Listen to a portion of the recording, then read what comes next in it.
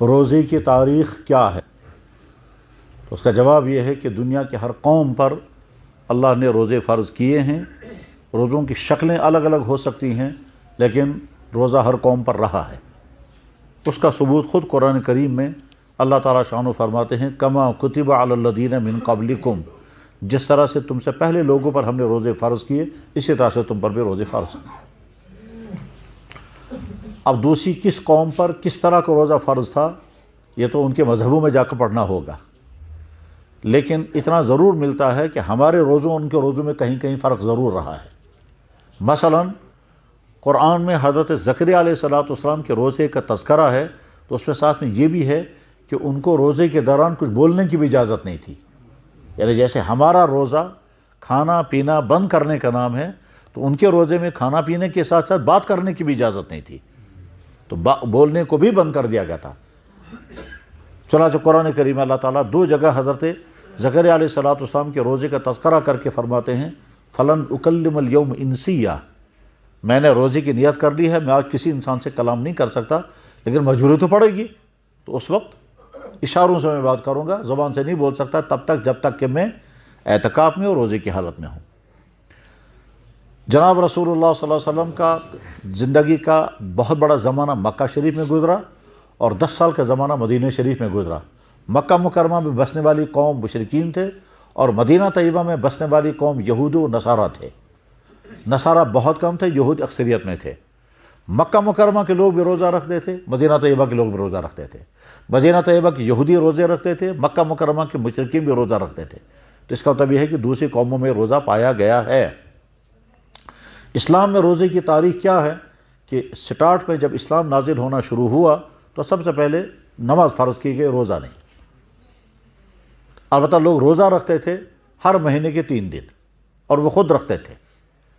آگے چل کر کے پھر حکم بھی دیا گیا کہ ہر مہینے کے 3 دن کے روزے رکھو، چاچہ بہت دنوں تک یہی سسٹم رہا، ہر مہینے کے 3 دن کے روزے رکھے جائیں گے۔ پھر اور آگے زمانہ چلا تو پھر 3 دن کے روزوں کو معاف کر دیا گیا، پھر محرم کے 10 دن کے روزے لازم کیے گئے، عاشورہ کے 10 دن۔ پھر جب اللہ کے نبی علیہ السلام مدینہ طیبہ تشریف لائے ہیں تو رمضان کے روزے فرض ہو گئے، اور وہ روزے جو ہیں وہ باقی تو رہے، لیکن ان کا فرض ہونا کا حکم ختم کر دیا گیا۔ اب یہ والے روزے فرض نہیں ہیں، ہاں رکھو گے تو فائدہ بہت ہے، ثواب بہت ہے، لیکن یہ والا روزہ تم پر فرض ہے، یعنی رمضان کا روزہ تم پر فرض کر دیا گیا۔ تو اس طرح سے سٹپ بائی سٹپ گزرتے گزرتے 1 مہینے کا روزہ ہم پر لازم ہوا ہے، وہ ہے رمضان کا۔ سٹارٹ میں جب روزہ فرض کیا گیا تو صرف 1 مرتبہ کھانے کی اجازت تھی، تو رات کو جب آپ نے کھایا وہی رات کا کھانا ہے، وہی سحری ہے، اس کے بعد نہیں کھا سکتے۔ مثلا آفتاب ڈوبنے کے بعد لوگوں نے کھایا، اب جب تک جاگے ہوئے ہیں تب تک تو اور کھا سکتے ہیں، آپ جو ہی آپ سو جائیں گے تو آپ کا روزہ سٹارٹ ہو گیا، اور اگلے دن اب پھر دوبارہ آفتاب ڈوبنے تک یہ روزہ رہے گا۔ شام کو آفتاب ڈوبنے کے بعد کھایا اور پیا، اور جب تک جاگے ہوئے ہیں تب تک کھانا پینے کی اجازت تھی، جو ہی سو جائیں گے تو روزہ سٹارٹ ہو جائے گا، اب سحری بھی نہیں کھا سکتے، اور اگلا دن پورا دن اسی حال میں گزرنا ہوگا۔ یہ تھا شروع میں روزہ۔ اللہ تعالیٰ شانہ قرآن کریم فرماتے ہیں میں دیکھ رہا ہوں یہ تم پر بھاری ہو گیا ہے، اور تم اس میں خلاف ورزی کر جاؤ گے، جو حکم میں نے تمہیں دیا تم اس کو قابو میں نہیں رکھ سکو گے، اس میں تم سے خلاف ورزیاں ہو جائیں گی۔ تو اسی کو اللہ تعالیٰ فرماتے ہیں علم اللہ انکم کنتم تختارون انفسکم، ہم جانتے ہیں کہ تم سے خیانت ہو جائے گی، تم حکم کی پابندی نہیں کر پاؤ گے، اب ہم تم کو معاف کر دیتے ہیں، اب تمہیں اجازت دیتے ہیں کہ پوری رات تمہارے لیے کھانے پینے اور دوسری ضرورت پورا کرنے کی اجازت ہے۔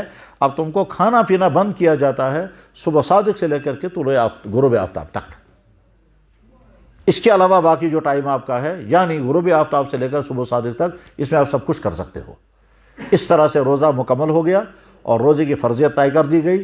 پھر روزے کی تفصیلات یعنی روزے کا قانون بتایا گیا کہ کون کون سی صورت میں روزہ چھوڑنے کی بھی اجازت ہے، کون سی صورتوں میں روزہ پیچھے کرنے کی اجازت ہے، کون سی صورتوں میں روزہ سرے سے ہی معاف ہو جاتا ہے، وہ ساری شکلیں تفصیل سے بیان کی گئی ہیں۔ یہ ہے روزے کے بارے میں مختصراً 1 چیپٹر رمضان روزے کی تاریخ۔